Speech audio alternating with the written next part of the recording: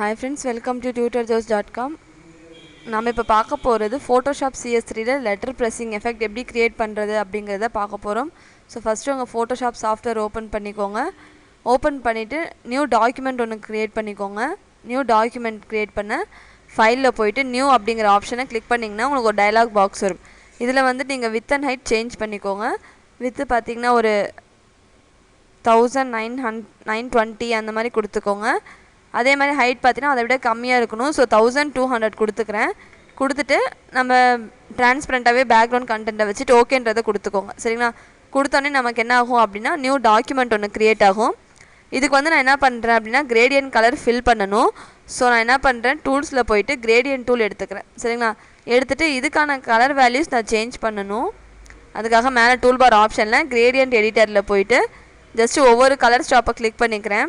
Click பண்ணோன்னே நமக்கு என்ன ஆகும்னா இங்கே கலர் சேஞ்ச் பண்ணுறதுக்கான ஆப்ஷன் வரும். சரிங்களா? கலருன்னு அதை கிளிக் பண்ணால் தான் நமக்கு என்ன ஆகும்னா இங்கே கலர் எடிட்டர் ஓப்பன் ஆகும். சரிங்களா?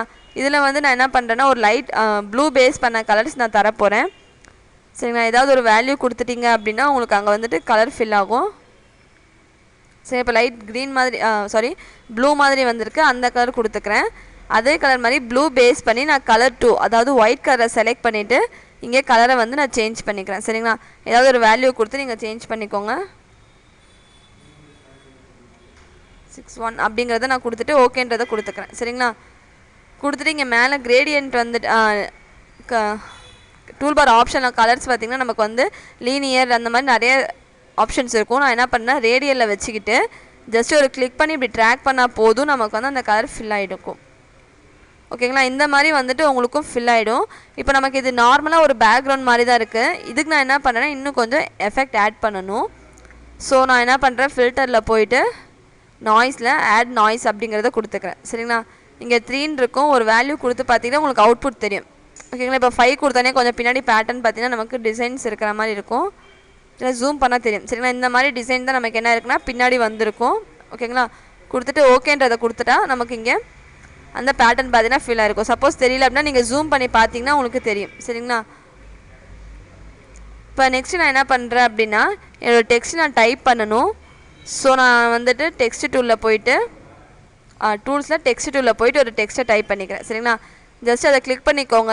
கிளிக் பண்ணிவிட்டு மேலே டூல்பார் ஆப்ஷனில் ஒயிட் கலர் கொடுத்துக்கோங்க. சரிங்களா? கொடுத்துட்டு என்டர் கொடுத்திங்கன்னா நீங்கள் என்ன டெக்ஸ்ட்டு டைப் பண்ணுறீங்களோ அந்த டெக்ஸ்ட்டு பார்த்தீங்கன்னா உங்களுக்கு கலர்லேயே வரும். ஓகேங்களா? நான் வந்துட்டு இப்போ நம்ம வெப்சைட் நேமே கொடுத்துக்கிறேன். www.tutorjobs.com அப்படிங்கிற நம்ம வெப்சைட் நேம் கொடுத்துக்கிறேன்.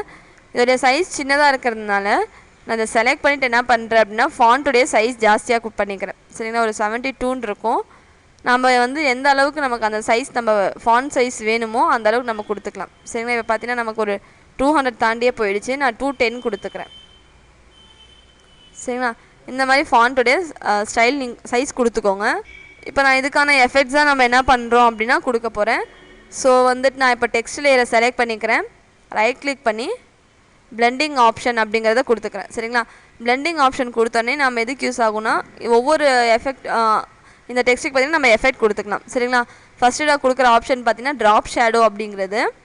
ட்ராப் ஷேடோ எதுக்குன்னா பின்னாடி நிழல் இருக்கிற மாதிரி தெரியணுன்றதுக்காக நான் ட்ராப் ஷேடோ யூஸ் பண்ணிக்கிறேன்.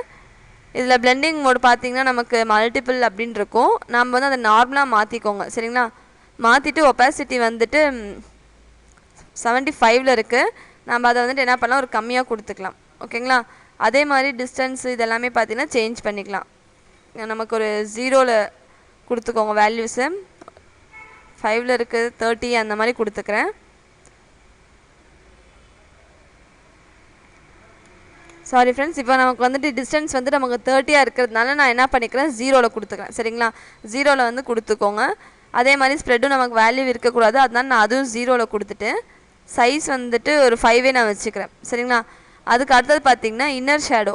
இன்னர் ஷேடோ எதுக்குன்னா அந்த நம்ம கொடுத்துருக்குற டெக்ஸ்ட்டுக்கு உள்ளார எஃபெக்ட் வர்றதுக்காக நான் வந்துட்டு இன்னர் ஷேடோ கொடுக்குறேன். இன்னர் ஷேடோ கொடுத்துட்டு இதுவும் நமக்கு பிளெண்ட் மோடில் இருக்கும். நம்ம என்ன மல்டிப்பிளில் இருக்கும், நார்மலுக்கு சேஞ்ச் பண்ணிக்கோங்க. சேம் இதுக்கும் பிளாக் கலரே இருக்கட்டும். ஒப்பாசிட்டி மட்டும் நம்ம என்ன பண்ணலாம்னா அதிகமாக இருக்கிறத கம்மியாக கொடுத்துக்கலாம். ஒரு 40 இல்லை 50 அந்த மாதிரி கொடுத்துக்கோங்க. சரிங்களா? நெக்ஸ்ட் ஆங்கிள்ஸ் எல்லாம் நம்ம சேஞ்ச் பண்ண வேண்டியதில்லை. டிஸ்டன்ஸ் மட்டும் நமக்கு 5ன்னு இருக்குது. நமக்கு இது டிஸ்டன்ஸ் தேவையில்லை, பட் இருந்தாலும் ஒரு 2ன்ற வேல்யூ நீங்கள் கொடுத்துக்கோங்க. சரிங்களா? அடுத்தது பார்த்தீங்கன்னா ஸ்ட்ரோக் வந்து 0லே கொடுத்துக்கோங்க. சைஸும் அதே மாதிரி நான் 4 அந்த மாதிரி கொடுத்துக்கிறேன். இல்லை அப்படின்னா நீங்கள் ரவுண்டாக இருக்குன்னா 5 கூட யூஸ் பண்ணிக்கோங்க.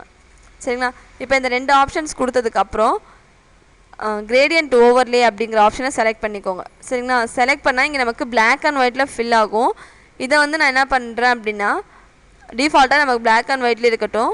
ஒப்பாசிட்டி மட்டும் நமக்கு 100ன்னு இருக்கும். நமக்கு இதில் ஒப்பாசிட்டி தேவையில்லை, 0 கொடுங்க. அப்படி இல்லைன்னா ஒரு வேல்யூ இருக்கட்டும்னு சொல்லிட்டு நான் 5 மாதிரி கொடுத்துக்கிறேன். சரிங்களா? இது லீனியர்லேயே இருக்கும், மற்றபடி எந்த ஆப்ஷனும் நம்ம இதில் சேஞ்ச் பண்ண வேண்டியதில்லை. ஓகேங்களா? கொடுத்துட்டு ஓகேன்ற பட்டனை மட்டும் கொடுத்தா போதும், நமக்கு இந்த மாதிரி எஃபெக்ட் வந்துடும். சரிங்களா? ஆனால் நமக்கு வந்து இந்த டெக்ஸ்ட் வந்துட்டு இன்னும் ப்ரெஸ் ஆகிற மாதிரி நமக்கு இதில் காமிக்கிறேன். ஸோ நான் என்ன பண்ணுறேன் அப்படின்னா எல்லா எஃபெக்ட்டும் கம்ப்ளீட் பண்ணி முடிச்சதுக்கப்புறம் இந்த டெக்ஸ்ட் லேயர் இருக்குது பார்த்தீங்கன்னா www.tutorjobs.com இந்த டெக்ஸ்ட் லேயரை செலக்ட் பண்ணிக்கிறேன். செலக்ட் பண்ணிவிட்டு மேலே இங்கே பார்த்தீங்கன்னா பிளெண்ட் மோட் அப்படின்னு சொல்லுவோம். சரிங்களா? அதில் போயிட்டு நான் என்ன பண்ணுறேன் அப்படின்னா டார்க்கன் அப்படிங்கிற ஆப்ஷனை செலக்ட் பண்ணிக்கிறேன். ஓகேங்களா? இது பார்த்தீங்கன்னா நமக்கு உள்ளே இருக்க டெக்ஸ்ட் மறைஞ்சிட்டு நமக்கு அந்த அவுட்லைன் மாதிரி மட்டும் காமிக்கும். அதாவது ஒரு டெக்ஸ்ட்டை வந்து நம்ம ப்ரெஸ் பண்ணி எடுத்தால் எப்படி இருக்குமோ அந்த மாதிரி நமக்கு எஃபெக்ட் வந்து இதில் க்ரியேட் ஆகிடும். சரிங்களா? உங்களுக்கு இந்த மாதிரி எஃபெக்ட் வந்துடுச்சு, ஃபைனல் எஃபெக்ட் நமக்கு வந்துடுச்சு. உங்களுக்கு இந்த மாதிரி அட்வான்ஸ் வீடியோஸ் வேணும் அப்படின்னா www.tutorjobs.com விசிட் பண்ணி பாருங்கள். எங்கள் வீடியோஸை பார்த்துட்டு எங்கள் யூடியூப் சேனலை மறக்காமல் சப்ஸ்கிரைப் பண்ணிக்கோங்க. Thank you friends.